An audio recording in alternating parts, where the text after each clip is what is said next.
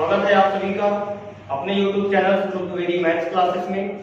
बच्चों, आज हम डिस्कस करेंगे chapter 3 class 10 NCERT pair of linear equation in two variable.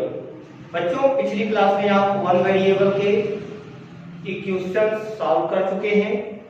आज बारी आई है आपको टू वेरिएबल्स के एक्सप्रेशंस को सॉल्व करने का। तो आज हम सॉल्व करेंगे टू वेरिएबल्स के एक्सप्रेशंस, बट आज हम इंट्रोड्यूस करवाएंगे आपको चैप्टर 3 से। चैप्टर 3 में कौन कौन से मेथड का यूज होंगे और उनको कैसे सॉल्व करेंगे, आज हम आपको ये बताएंगे। देखिए बच्चों, pair of linear equation in two variable, पहले इसका मतलब मैं आपको समझा देता हूं, जिसको हिंदी में बोलते हैं दो चर वाले रैखिक समीकरण। तो लीनियर इक्वेशन का मतलब होता है जिसकी पावर 1 हो। जैसे मैं एक इक्वेशन लिखता हूं 3x + 4 = 9, ये आपका लीनियर इक्वेशन है। पिछली क्लास में आप ये पढ़ चुके हैं। इसमें एक वन वेरिएबल है, केवल इसमें वेरिएबल या यूज हुआ है, इसलिए ये वन वेरिएबल है। अगर मैं इसी को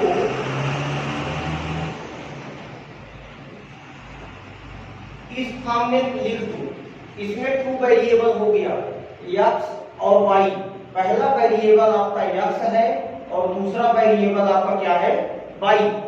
इसलिए आज आपको डिस्कस करना है टू वेरिएबल के विषय में। तो आपको हम इनके जनरल फॉर्म भी बताएंगे और जनरल फॉर्म के साथ साथ इक्वेशन भी सॉल्व करवाएंगे। तो चलिए चलते हैं।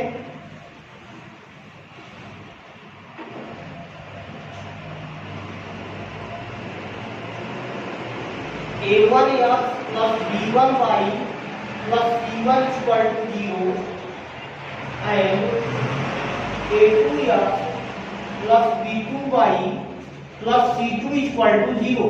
देखिए यहाँ पे मैं टू जनरल इक्वेशन लिखा हूं, टू वेरिएबल्स जनरल इक्वेशंस। कहने का मतलब ये हुआ कि यहाँ पे पेयर लिखा हुआ है। क्या लिखा हुआ है, पेयर। पेयर का मतलब डबल। पेयर उसी का बनता है जो डबल होता है। यहाँ पे हिंदी में भी आप देख सकते हैं दो। दो का मतलब होता है टू इक्वेशन लेना है। ये आपका जनरल इक्वेशन हो गया। अब हम आगे चलेंगे, आपको बताएंगे कि pair of linear equation two variable को सॉल्व करने के कितने मेथड हैं। जनरली टू मेथड हैं। पहला मेथड आपका होता है ग्राफिकली मेथड। पहला मेथड आपका होता है ग्राफिकल मेथड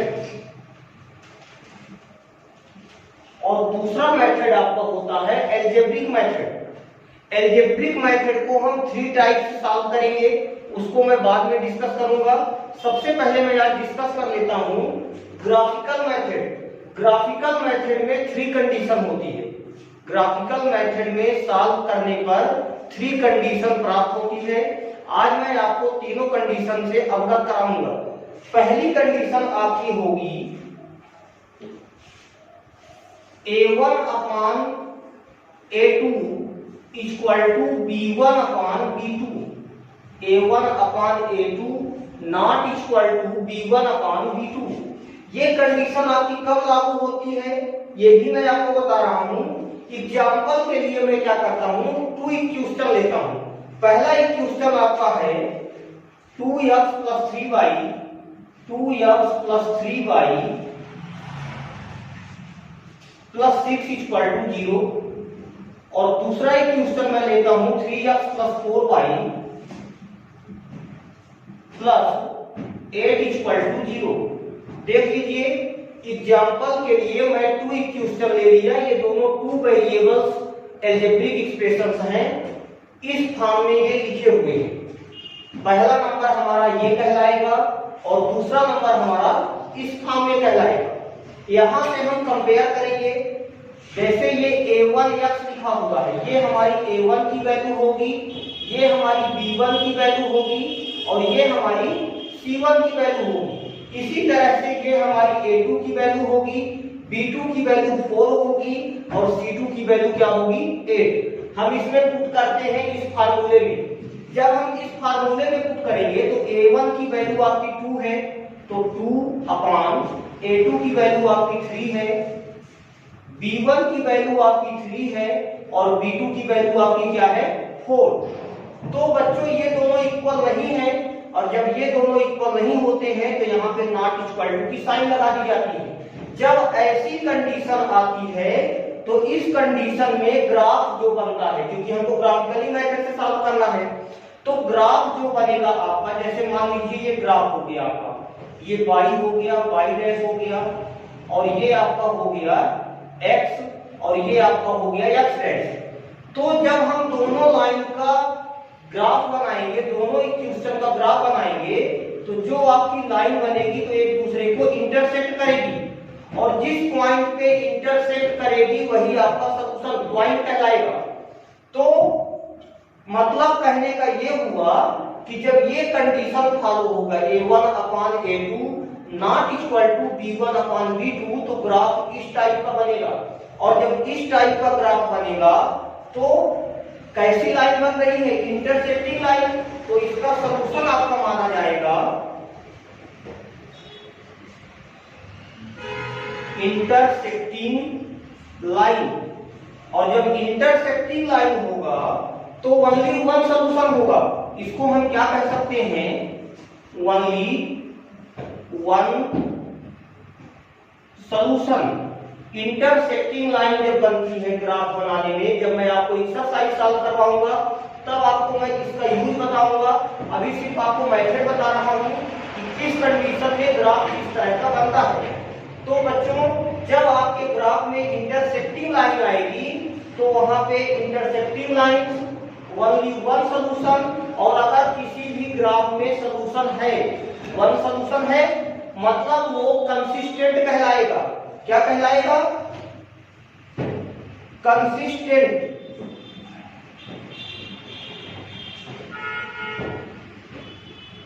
अगर किसी भी ग्राफ का किसी भी अलजेब्रिक एक्सप्रेशन का सॉल्यूशन है तो वो आपका कहलाएगा कंसिस्टेंट। अब इसके बाद हम इसी के सेकंड कंडीशन पे आते हैं। इसी का सेकंड कंडीशन आपका हो जाएगा A1 upon A2 equal to B1 upon B2 equal to C1 upon C2। तो इस कंडीशन आपका सेकंड कंडीशन आता है A1 upon A2 equal to B1 upon B2 equal to C1 upon C2। तो इस कंडीशन में जब मैं कंपेयर करूंगा, A1 की वैल्यू आपकी 2 हो जाएगी, B1 की वैल्यू आपकी 3 हो जाएगी और C1 की वैल्यू आपकी 4। A2 की वैल्यू 4, B2 की वैल्यू 6 और C2 की वैल्यू 8। अब मैं इस फॉर्म में कन्वर्ट कर देता हूं, A1 अपॉन A2, इसका मतलब हो गया 2 अपॉन 4, क्योंकि A1 की वैल्यू 2 है और A2 की वैल्यू 4 है, equal to B1 upon B2 मतलब 3 अपॉन 6। ये देख लीजिए 3 अपॉन 6 इक्वल टू 4 अपॉन 8। तो आप इसको सॉल्व करिए। 2 1 जा 2, 2 2 जा 4, 3 1 जा 3, 3 2 जा 6, 4 1 जा 4, 4 2 जा 8। 1 upon 2 equal to 1 upon 2 equal to 1 upon 2। देखिए यहाँ पे तीनों पार्ट्स इक्वल हैं, इसका मतलब हो गया कंसिस्टेंट लाइन। इसका मतलब हो गया कोइंसिडेंट लाइन। इसका मतलब आपका हो गया जब मैं ग्राफ बनाऊंगा तो ग्राफ में लाइन एक दूसरे के ऊपर आएंगी। जब मैं ग्राफ बनाऊंगा तो ग्राफ में दोनों लाइन एक दूसरे के ऊपर आएंगी। इसको बोलते हैं coincident line.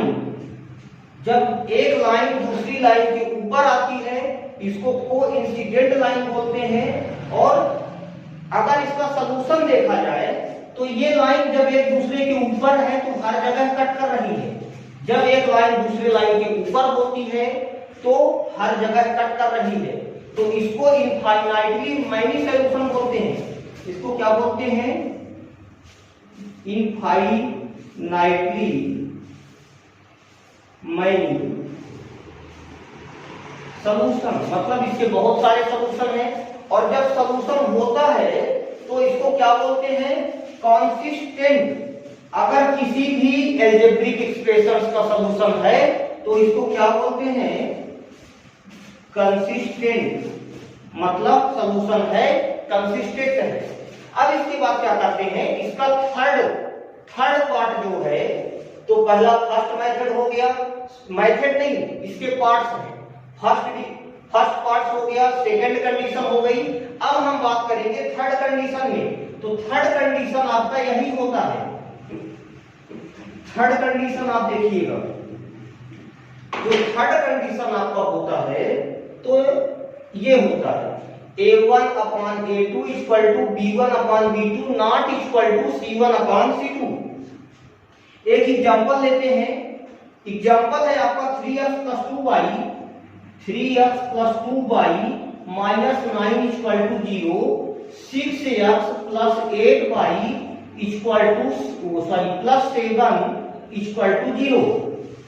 A1 B1 C1 A2 B2 C2, इन वैल्यू को मैं इसमें पुट करके चेक करता हूं।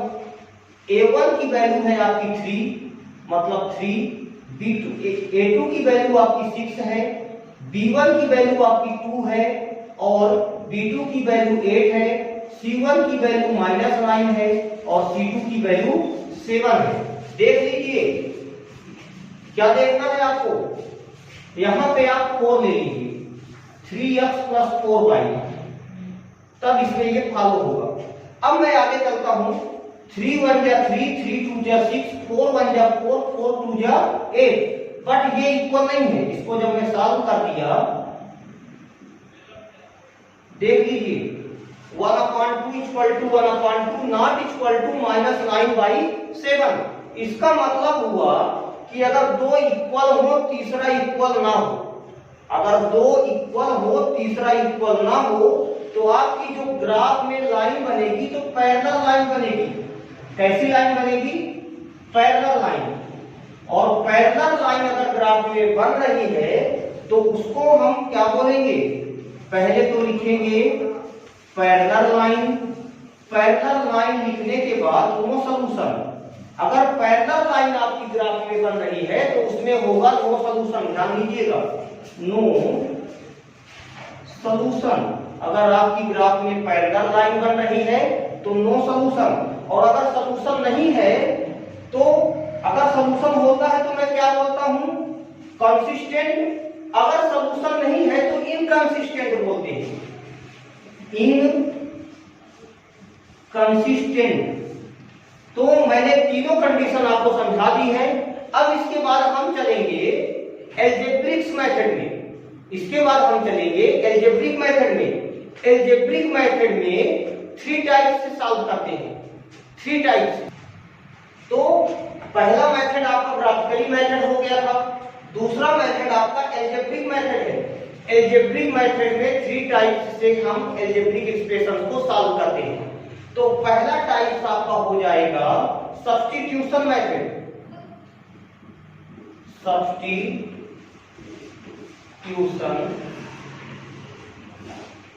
मेथड। दूसरा नंबर आपका होता है एलिमिनेशन मेथड,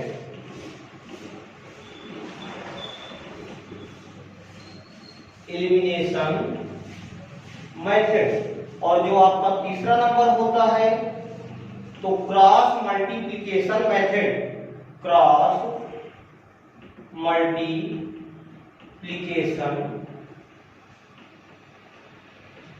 मेथड।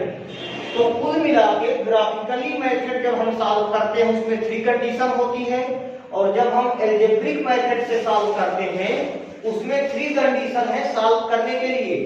पहला कंडीशन आपका सब्स्टिट्यूशन मेथड है, दूसरा कंडीशन आपका एलिमिनेशन मेथड है, तीसरा कंडीशन आपका क्रॉस मल्टीप्लिकेशन मेथड है। मैं तीनों मेथड से आपको एक एक क्वेश्चन सॉल्व करके दिखाता हूं कि सॉल्व कैसे करते हैं तीनों मेथड में। तो पहला नंबर मैं आपको सॉल्व करके दिखाता हूं सब्स्टिट्यूशन मेथड। एक मैं लीनियर इक्वेशन का पेयर लेता हूं, लीनियर पेयर इक्वेशन देता हूं और इसके बाद में सॉल्व करता हूं। जैसे मान लीजिए मैंने 2 इक्वेशन ले लिया, x + y = 16, x + y = 16 और दूसरा नंबर ले लिया x - y = 4। मैंने ये 2 इक्वेशंस ले लिए। मैंने सबसे पहले मुझे क्या करना है, फर्स्ट नंबर डालिए और सेकंड नंबर डालिए। आपको किस मेथड से सॉल्व करना है, आपको सब्स्टिट्यूशन मेथड से सॉल्व करना है। तो सब्स्टिट्यूशन मेथड से सॉल्व करने के लिए इनको सब्स्टिट्यूट किया जाता है। सब्स्टिट्यूट का मतलब वेरिएबल को एक साइड कर लीजिए, एक वेरिएबल को दूसरे वेरिएबल को ट्रांसफर कर लीजिए। मैंने सबसे पहले क्या किया, फर्स्ट वाले क्वेश्चन में क्वेश्चन नंबर फर्स्ट और सेकंड वाले में क्वेश्चन नंबर सेकंड डाल दिया। अब इसके बाद मैं सॉल्व करना चालू करता हूं। तो सबसे पहली लाइन आपको लिखना है, बिल्कुल रूल से देखिएगा, स्टेप बाय स्टेप आपको रखना है। सबसे पहले आपको एक क्वेश्चन नंबर फर्स्ट लेना है, तो आप लिखेंगे from equation number first. Equation number first को ले लीजिए, x + y = 16। आप x को इधर छोड़ दीजिए या तो y को इधर छोड़ दीजिए, एक को उधर आपको ट्रांसफर करना है। मैं y को ट्रांसफर कर रहा हूं, तो x = 16 - y, इसी को आप डाल दीजिए इक्वेशन नंबर थर्ड। जैसे ही x की वैल्यू आएगी तो उसको मैं डाल दूंगा इक्वेशन नंबर थर्ड। जो आपकी वैल्यू इक्वेशन नंबर थर्ड में मिलेगी उस वैल्यू को पुट करना है इक्वेशन नंबर सेकंड में। तो आप क्या लिखेंगे, put the value of x in equation number second. क्या लिखना है, put the value of x in equation number second. जो आपकी x की वैल्यू आई है उसको इक्वेशन नंबर सेकंड में लिखना है। इक्वेशन नंबर सेकंड आपका क्या है, x - y = 4।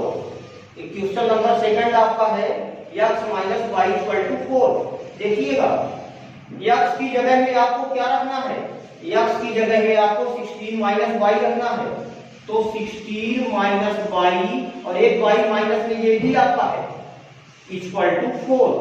16 को आप ट्रांसफर कर दीजिए, y - 2y हो जाएगा, y हो जाएगा -2y और 4 - 16 को जब मैं ट्रांसफर किया तो माइनस में हो गया। अब इधर देखिए -2y = 16 में 4 जाएगा तो आपका आ जाएगा -12। माइनस माइनस कैंसिल कर दीजिए, y = आ गया 12/2। 2 1 या 2 6 या मतलब y की वैल्यू आपको क्या मिल गई, 6। अब इस y की वैल्यू को आपको पुट कर देना है इक्वेशन नंबर थर्ड में। तो put the value of y in equation number third. Put the value of y in equation number third. y की वैल्यू आपको पुट करना है इक्वेशन नंबर थर्ड में। इक्वेशन नंबर थर्ड है आपका x = 16 - y। रख दीजिए 16 - 6, y की वैल्यू आपकी 6 है तो 16 - 6 = आ गया 10। मतलब x की वैल्यू आपको क्या मिल गई, 10। आपके दोनों इक्वेशन सॉल्व हो गए, x की वैल्यू आपकी 10 आ गई, y की वैल्यू आपकी 6 आ गई। अब इसी क्वेश्चन को मैं आपको एलिमिनेशन मेथड से सॉल्व करके दिखाता हूं। अच्छे से देखिए, अभी मैंने सॉल्व किया सब्स्टिट्यूशन मेथड से, अब मैं आता हूं एलिमिनेशन मेथड में। ये मैं आपको थर्ड चैप्टर का इंट्रोडक्शन पढ़ा रहा हूं। अगर आपको समझ में आ रहा है तो बहुत बढ़िया, नहीं समझ में अगर आ रहा है तो जब आप एक्सरसाइज में जाएंगे तो मेरी गारंटी है आपको समझ में आएगी। अब मैं सेकंड नंबर कंडीशन में आता हूं। सेकंड मेथड है अलजेब्रिक मेथड का एलिमिनेशन मेथड।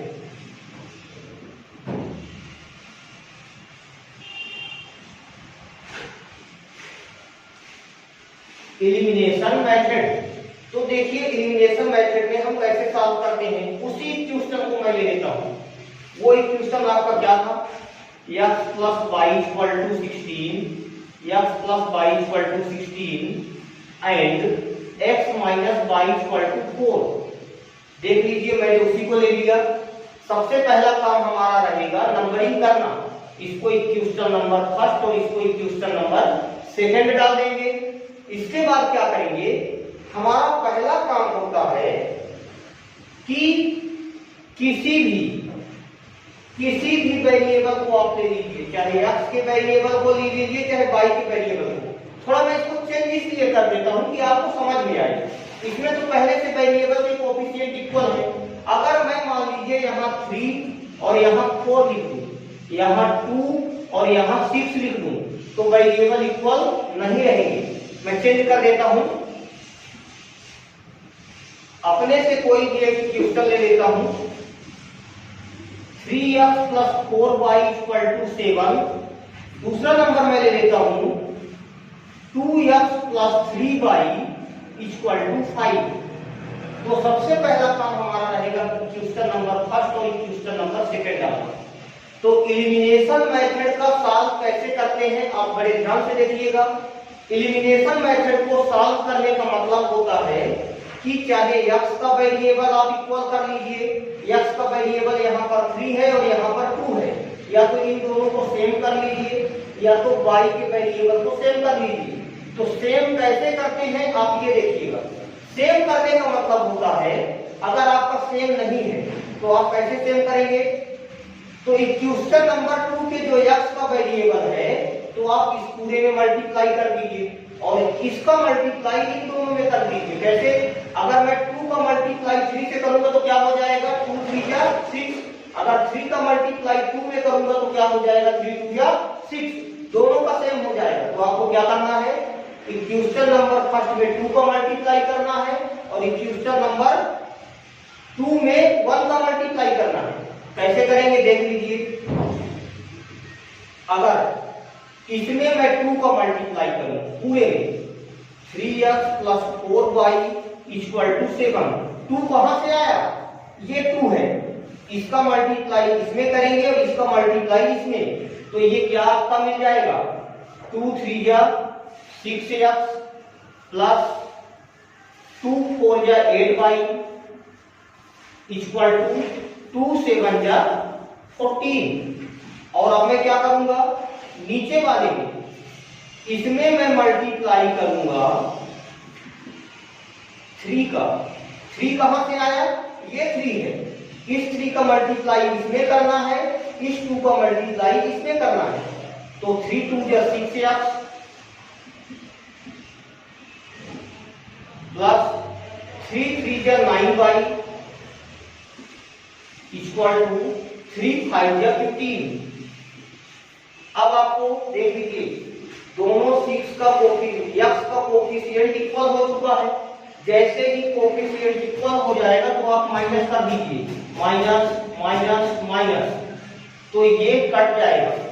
आपको मेन दोनों को इक्वल करने का मतलब था कि एक वेरिएबल को कट करना।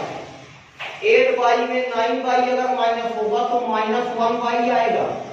15 में 14 माइनस होगा तो -1, माइनस माइनस कैंसिल कर दीजिए। तो y की वैल्यू आपको कितनी मिल गई, y की वैल्यू आपको मिल गई 1। अब क्या करना है, जो भी y की वैल्यू आई है उसको इक्वेशन नंबर फर्स्ट में पुट कर दो चाहे सेकंड में, आपको x की वैल्यू मिल जाएगी। तो put the value of y in equation number first. Put the value of y in equation number first. Equation number first आपको क्या है, 3x + 4y = 7। देख लीजिए 3x + 4y, y की जगह में आपको 1 रखना है, = 7। अब क्या करेंगे, 4 1 जब 4, इसके बाद 4 को ट्रांसफर कर देंगे। तो 3x = 7 - 4, 7 - 4 प्लस 4 गया तो -4। तो यहाँ पे आपकी 3x = 7 में 4 जाएगा तो 3 आ जाएगा।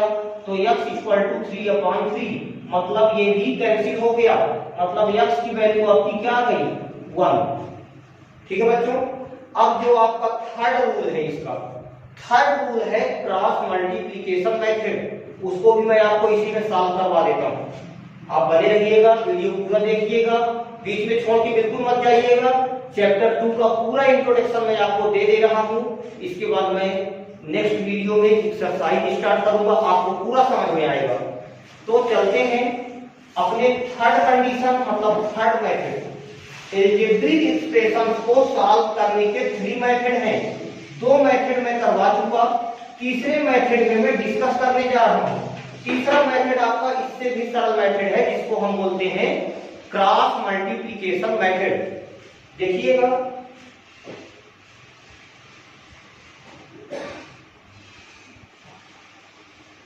क्रॉस मल्टीप्लिकेशन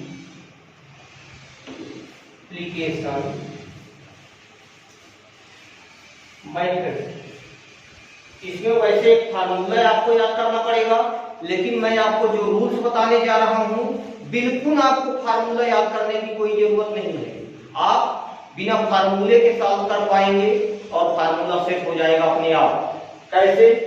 पहले मैं एक एग्जांपल लेता हूं, एग्जांपल लेने के बाद इसको मैं सॉल्व करता हूं। जैसे मान लीजिए कोई भी क्वेश्चन आप अपने से ले लीजिए, कोई भी 2 वेरिएबल का 1-2 क्वेश्चन ले लीजिए। पहले मैं ले लिया 3x - 4y = 7 या +7 = 0। दूसरा नंबर इक्वेशन में ले लिया 4x - 5y - 2 = 0। कोई फर्क नहीं पड़ता, केवल 2 वेरिएबल का लीनियर इक्वेशन होना चाहिए। अब आपको देखिएगा फार्मूला में बिना देखे आपको फार्मूला बना दूंगा, मतलब बिना याद किए आप फार्मूला बना लेंगे। कैसे बनाएंगे? देखिए, पहला वेरिएबल हमारा इसमें x है, दूसरा वेरिएबल आपका y है और तीसरा नंबर आपका कांस्टेंट टर्म है। कांस्टेंट टर्म के ऊपर हम 1 ले लेंगे। अब देखिएगा आपका क्वेश्चन कैसे सॉल्व होगा, फार्मूला कैसे बनेगा। 4 लाइन में आंसर ला देंगे। हाँ, 4 लाइन में, 4 लाइन में आपका आंसर आ जाएगा। बड़े ध्यान से आप देखिएगा। अब देखिए, पहले हम किसकी वैल्यू निकाल रहे हैं? x की वैल्यू निकाल रहे हैं। तो x वाले को आप भूल जाओ, x वाले टर्म को आप भूल जाओ। अगर x की वैल्यू निकालना है तो x वाले टर्म को भूल जाओ और इन दोनों का कर दो क्रॉस मल्टीप्लिकेशन। इन दोनों का कर दो क्रॉस मल्टीप्लिकेशन। -4 का इंटू करेंगे -2 से, तो -4 का इंटू करेंगे -2 से। x को देखना ही नहीं है क्योंकि आप x की वैल्यू निकाल रहे हैं, इसलिए आपको x को नहीं देखना है। अभी मैं क्या किया, -4 का इंटू -2 से किया, बीच में आपको माइनस की साइन लगानी है। इसके बाद 7 का इंटू करेंगे -5 से, 7 का इंटू करेंगे -5 से। x का काम आपका हो गया। अब आपको y का काम करना है। जब आपको y का काम करना है तो आप y को भूल जाओ, y को आपको देखना ही नहीं है, y को बिल्कुल मत देखो। इनका क्रॉस मल्टीप्लिकेशन कर दो दोनों साइड वाले का। तो 3 का मल्टीप्लाई करेंगे -2 से, 3 का मल्टीप्लाई करेंगे -2 से, बीच में हमेशा माइनस की साइन लगाना है। और 7 का मल्टीप्लाई करेंगे 4 से, 7 का मल्टीप्लाई करेंगे 4 से। अब हमको किसका निकालना है? Constant term. मैंने x का निकाल लिया, y का निकाल लिया। अब कांस्टेंट टर्म की बारी आ गई। तो कांस्टेंट टर्म के लिए हम क्या करेंगे? जब कांस्टेंट टर्म का करेंगे तो कांस्टेंट टर्म को बिल्कुल देखेंगे ही नहीं। x y का क्रॉस मल्टीप्लाई कर देंगे। 3 का इंटू करेंगे -5 से, 3 का इंटू करेंगे -5 से, बीच में हमेशा माइनस की साइन लगाना है। 4 का इंटू करेंगे -4 से, 4 का इंटू करेंगे -4 से। आपका काम हो गया। इसको सिंपलीफिकेशन कर लेते हैं और सिंपलीफिकेशन करके x y की वैल्यू फाइंड कर लेते हैं। तो कैसे करेंगे सिंपलीफिकेशन? अच्छे से देखिएगा। माइनस माइनस प्लस हो जाएगा, 4 2 या 8 माइनस 7 5 या 35, माइनस माइनस प्लस 7 5 या 35 इक्वल टू y रहेगा ऊपर 3 2 या 6 और माइनस 7 4 या 28। कांस्टेंट टर्म आपका हो जाएगा 5 3 या 15, बीच में माइनस है, माइनस माइनस प्लस 4 4 या 16। अब एक लाइन और आगे करते हैं। ये आपका हो जाएगा x अपान 43, 35 में 8 प्लस हो गया। और ये आपका हो जाएगा y अपान 34 माइनस 34 और ये आपका हो जाएगा 1 अपान 1 क्योंकि 16 में 15 माइनस होगा तो 1। जब आपको x की वैल्यू निकालना है तो इन दोनों टर्म को ले लीजिए, इन दोनों टर्म को। क्या है आपका x upon 43 equal to 1 upon 1। तो x1 क्रॉस मल्टीप्लाई, x बन गया x, 43 बन गया 43। अब जब आपको y की वैल्यू निकालना है तो आप इसको और इसको ले लीजिए। मतलब जब कांस्टेंट टर्म को लेना है, x का निकालना है तो x को और कांस्टेंट टर्म को लेना है, y को निकालना है तो y को और कांस्टेंट टर्म को। तो जब y की वैल्यू निकालेंगे तो y upon -34 equal to 1 upon 1। इसका मतलब हो गया y बन जा y, -34 बन जा -34। तो बच्चों आपका कंप्लीट हो चुका है एल्जेब्रिक मेथड भी और ग्राफिकली मेथड भी। अब हम नेक्स्ट वीडियो में आपको एक्सरसाइज 3.1 में डिस्कस करेंगे। तब तक आप इसका इंट्रोडक्शन पढ़ते रहें। अगर हमारे चैनल में आप नए हैं तो हमारे चैनल को सब्सक्राइब कर लें, शेयर कर लें, बेल आइकन दबा लें, क्योंकि जब आप लाइक करते हैं, शेयर करते हैं और बेल आइकन दबाते हैं तो मेरे दिमाग में आपके हाथ से जब घंटी बजती है तो मुझे बहुत अच्छा लगता है। धन्यवाद।